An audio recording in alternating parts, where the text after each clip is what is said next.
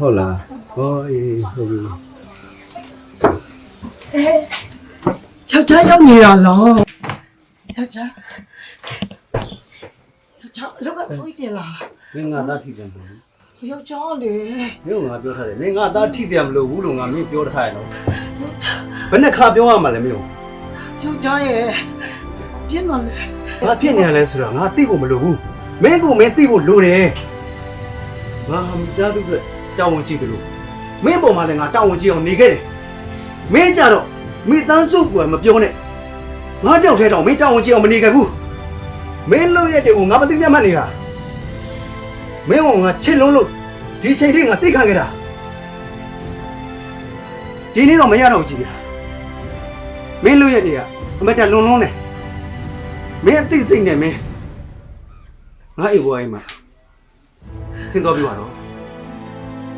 ငါတို့မိသားစုအေးချမ်းချမ်းနဲ့ငါနေခြင်းတယ်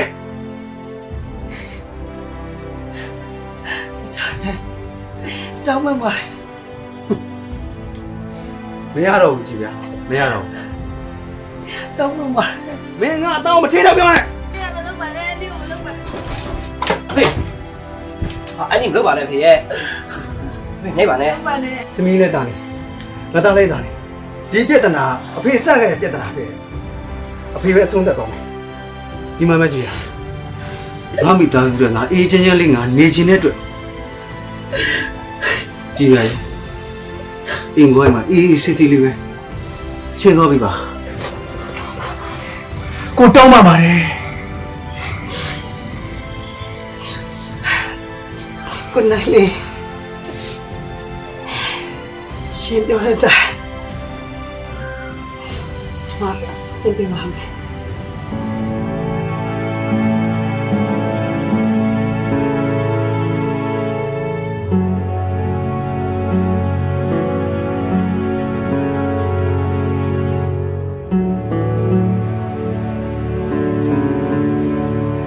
လုပ်ပါအောင်ဖေအဒီဖေးလုပ်ပါအဒီတော့ဖေလုပ်ပါအောင်ဖေရဲ့အနီသွားနေဖေဖေးလုပ်ပါအဒီဖေးလုပ်ပါ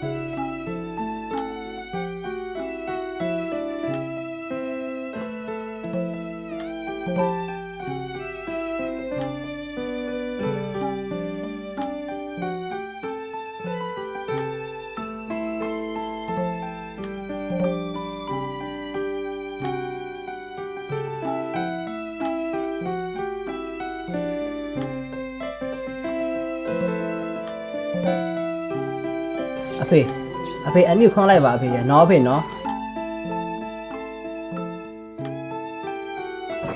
အနည်းကိုကြည့်ပါဦးညီမဝတ်စုံလေးနဲ့အချက်တေးရှိလိုက်တာသမီးတို့အနည်းကိုတွေ့ရရဝန်းတာစရာကောင်းတာပဲနော်ကိုကြီးနော်ကြည့်ကြရခုလိုနေမဝုန်းဆောင်နေတဲ့တွေ့တော့ကိုရမ်းဝမ်းတာတယ်ကွာကြည့်ပြောအရာအလုံးတော့ကိုဖွင့်လို့ပါတယ်တို့မိသားစုလေးပြေပေါ်ပေါ်နဲ့ပြင်မဲ့နေထိုင်ကြမယ်လေကိုမိသားစုလေးအိမ်ကိုပြန်ကြရအောင်သားနဲ့သမီးကိုအခုလိုပြန်တွေ့ရကအန်တီအရင်ပြောပါတယ်သမီးရဲ့ဟာသမီးလား